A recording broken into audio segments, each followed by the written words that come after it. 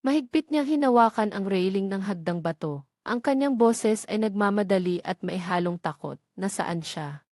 Tumingin sa mukha ni Isabela Dalisay, ang pangulo ng club, na may ngiti ng kasiyahan, itinaas ang kamay at gumawa ng galaw na parang pakpak ng ibon. Tapos na ang pag-amin ng pag-ibig, siyempre lilipad na.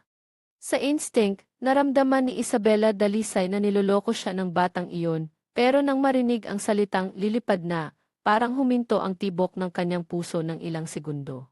Ano ang ibig sabihin ng lilipad na? Bigla siyang nagkaroon ng masamang kutob. Itinulak ang ilang mga lalaki na nakaharang sa kanyang daan. Tumakbo siya patungo sa rooftop. Walang tao sa rooftop. Puno ng tao ang hagdang baba at elevator, hindi siya makababa. Bakit hindi siya pumasok sa paaralan ngayon? Nang mapagtanto ito, ang mga alaala sa isip ni Isabela Dalisay ay bumalik na parang mabilis na pelikula. Pumasok siya sa paaralan ng 8 oras 30 minuto, umalis ng bahay ng 8 oras, pumili ng damit ng 7 oras 30 minuto. Mula sa sandaling ito, naaalala ang huli niyang nakita ako sa ibaba ng hagdang baba kagabi. Sa wakas, napagtanto niya ang problema, pinlano ko ang lahat ng ito. Dapat sana ay umalis na ako ng maaga para maghanda, pero mula kagabi, walang tunog mula sa silid sa tapat. O umalis ako pagkatapos niya o talagang hindi ako nagplano na pumasok sa paaralan. Gaano karaming pagsisikap ang ginugol ko para maghiganti sa kanya, ngunit hindi ko nakita ang lahat ng ito. Bakit?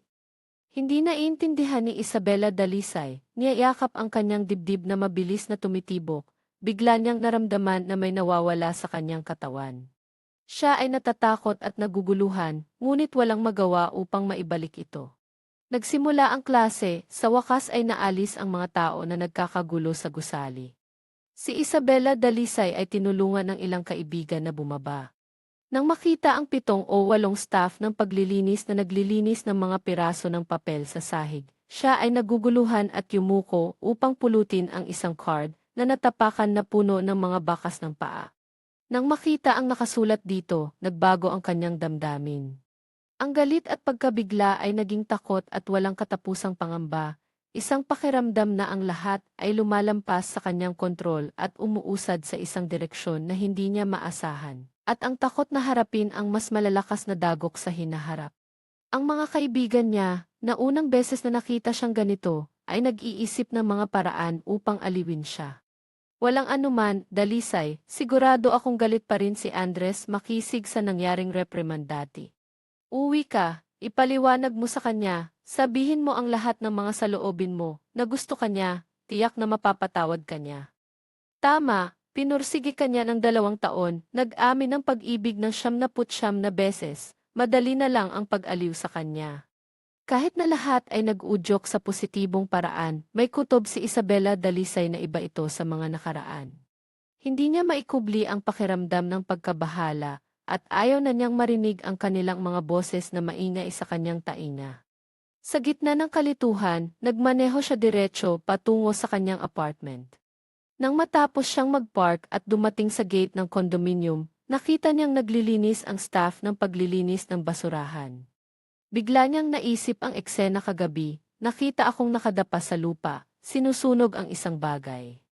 Noong panahong iyon, naramdaman niyang may kakaiba sa akin, ngunit hindi siya nagtanong ng mabuti.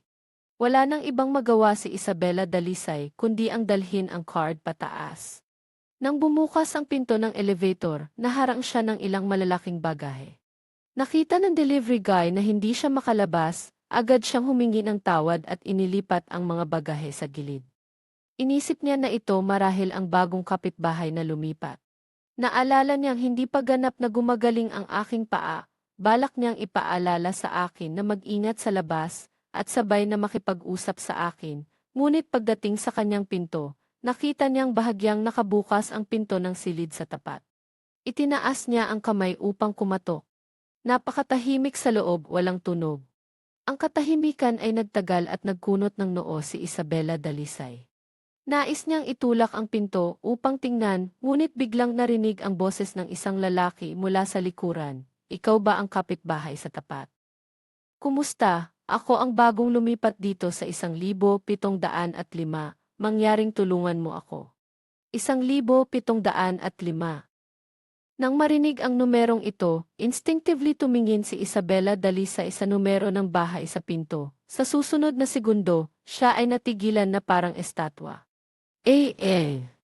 Ang numerong ito, instinctively tumingin si Isabela Dalisay sa numero ng bahay sa pinto. Sa susunod na segundo, siya ay natigilan na parang estatwa.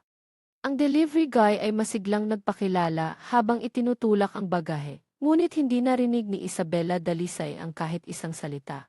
Bigla siyang lumingon at tumingin ng matalim sa kanya. Itinuturo ang numero ng bahay 1,705 sa kanyang kaliwa, 1,705 ang bagong lumipat, na saan ang nakatira dito dati. Ang delivery guy ay pinunasan ang pawis sa kanyang mukha, masayang nakangiti, sabi ng ahente, umalis na siya kaninang umaga. Kilala mo ba siya? Pwede bang makuha ko ang contact number niya? Mukhang nagmamadali siyang umalis, ang apartment na ito ay ibinenta sa napakababang presyo. Halos nakuha ko ito, gusto ko pa sanang magpasalamat sa kanya. Ang ilang maiikli at mabilis na pangungusap ay nagpalikot sa isip ni Isabela Dalisay. Nakatayo siya ng walang imik sa loob ng ilang sandali, pagkatapos ay biglang nag-react, itinutulak ang bahagyang nakabukas na pinto. Ang silid ay walang laman, bukod sa mga karaniwang kasangkapan, wala nang anumang personal na gamit, malinis na parang bagong bahay. Ang delivery guy ay hindi napansin na unti-unting nagiging maputla ang mukha ni Isabela Dalisay. Patuloy pa rin siyang nakangiti, malinis, di ba? Sabi ng ahente, naglinis ang batang iyon ng 3 araw, dahil hindi niya maipadala ang maraming gamit, kaya't iniwan ang marami. Hindi alam ni Isabela Dalisay kung paano siya nakauwi. Nang magising siya, napagtanto niyang nakaupo siya sa sahig sa pasukan, ang kanyang mga binti ay nangangalay at nawalan ng pakiramdam. Parang nahugot siya mula sa ilalim ng tubig, basang-basa ng pawis, ang kanyang damit ay nakadikit sa kanyang katawan, malamig na nagpasimula siyang kumuha ng telepono, natagpuan ang aking WeChat at nanginginig na nag-type ng ilang salita. Bakit ka lumipat? Nang pinindot ang send, lumitaw ang isang maliit na pulang tuldok at 2 linya ng teksto, hindi ka kaibigan. Ang nakakasilaw na pulang tuldok na iyon ay nagdulot ng pagkabigla sa kanyang mga mata sa loob ng ilang segundo. Pagkatapos ay hindi siya makapaniwala at nagpatuloy na nagpadala ng ilang mensahe, ngunit patuloy na lumalabas ang parehong abiso. Habang tinitingnan ang screen ng kanyang telepono, parang nahirapan siyang huminga. Mahigpit niyang hinawakan ang kanyang liig, ang kanyang mukha ay mabilis na namula. Nang malapit na siyang mawalan ng malay, ang telepono ay tumunog, pinakawalan niya ang kanyang kamay upang sagutin, ngunit mula sa kabilang linya ay narinig ang sigaw ng kanyang roommate, hindi maganda. Si Andres Makisig, umalis na siya patungong Italy. Kanina lang, nakita ko ang pangalan niya sa listahan ng scholarship para sa exchange.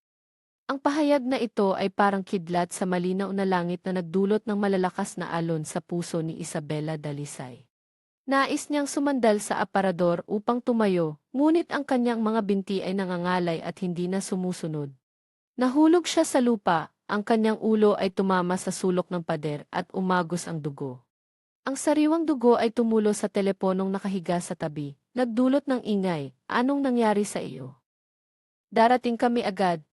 Ngunit wala nang lakas si Isabela Dalisay upang intindihin kung ano ang sinasabi nila.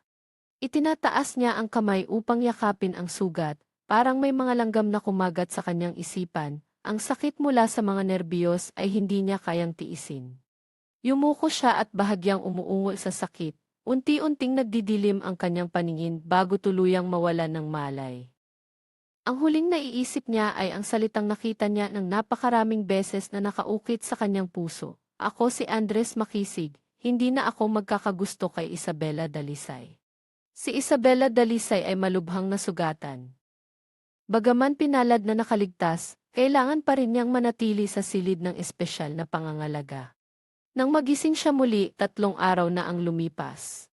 Ang kanyang mga kaibigan ay nakaupo sa tabi ng kanyang kama. Lahat sila ay humihingang maluwag at nagsasalaysay ng mga pangyayaring naganap habang siya ay nasa koma.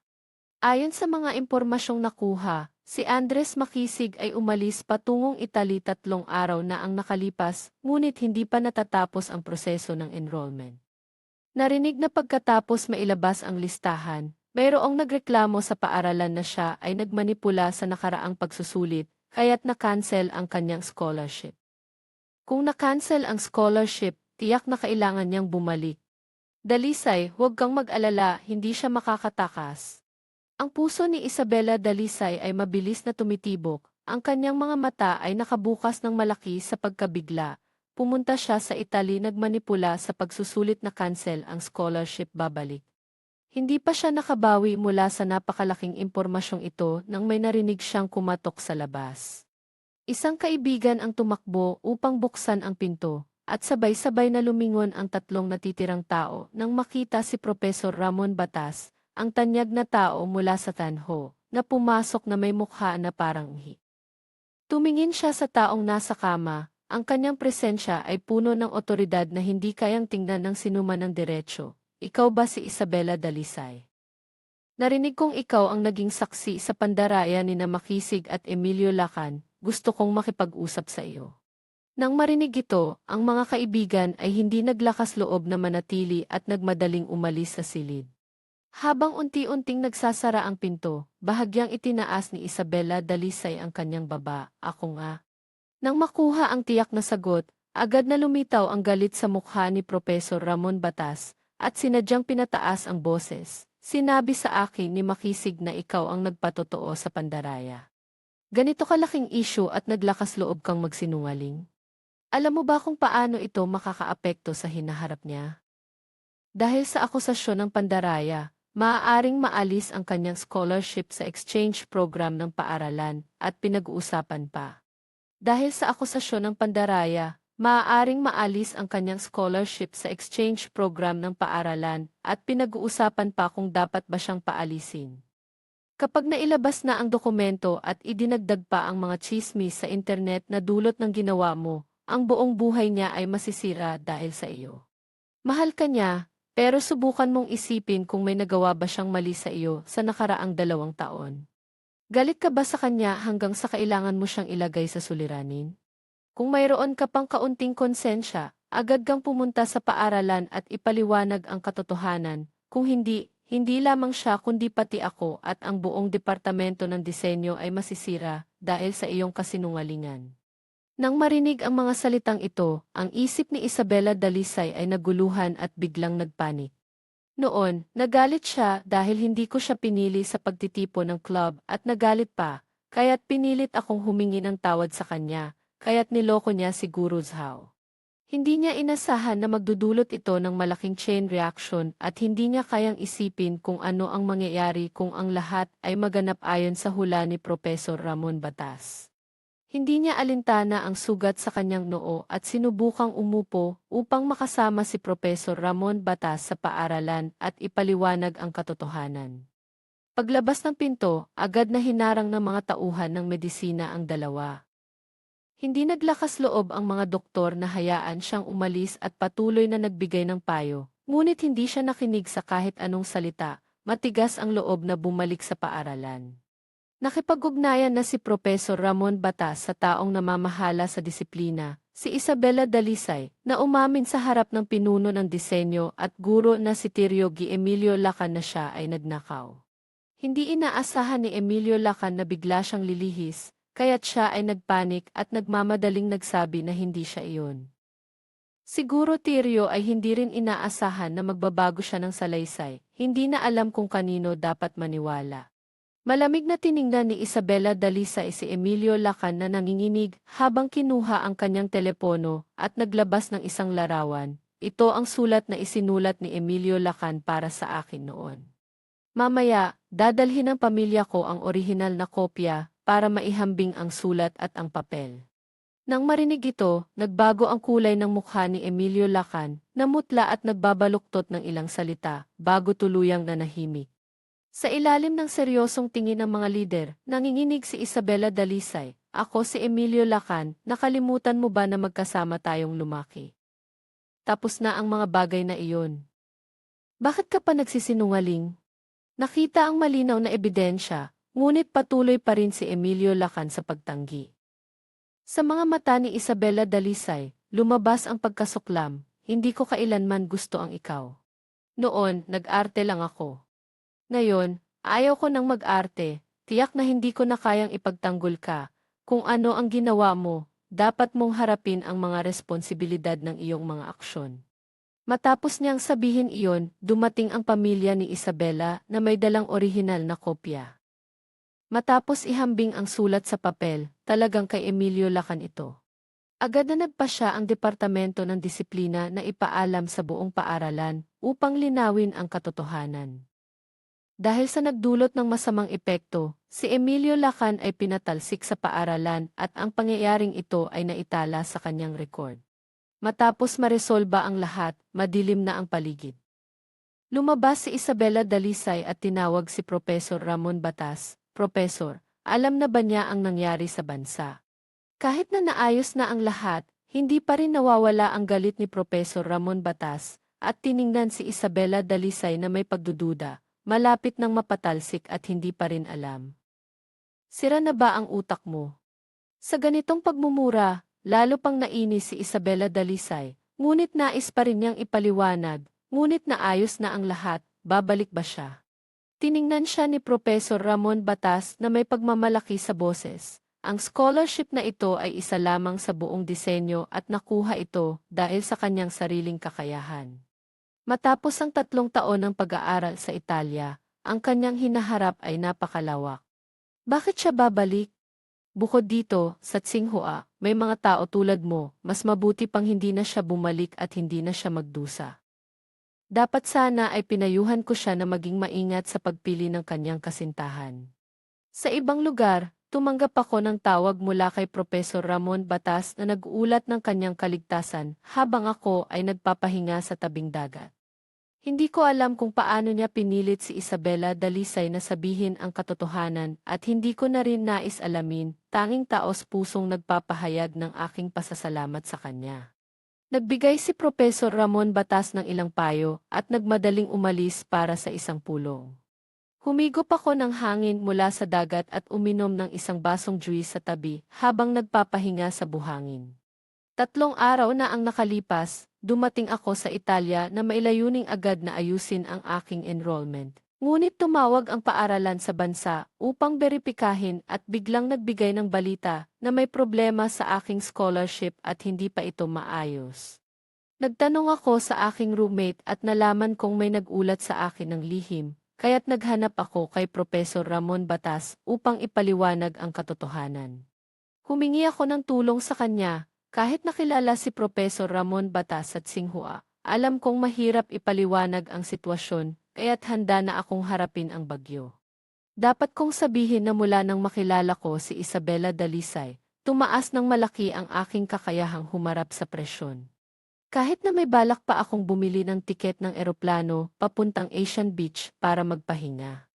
Ngayon, naayos na ang lahat, lubos na akong nakapagpahinga at nag-iisip kung kailan ako babalik upang tapusin ang mga kinakailangang proseso.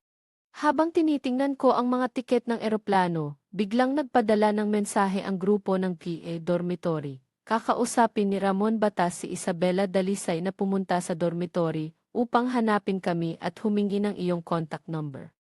Kakausapin ni Ramon Batas si Isabela Dalisay na pumunta sa dormitory upang hanapin kami at humingi ng iyong contact number. Sinabi niya na nais niyang humingi ng tawad, ngunit hindi kami mahuhulog sa kanyang bitag. Huwag mag-alala, hindi kami magbubulgar ng kahit isang salita.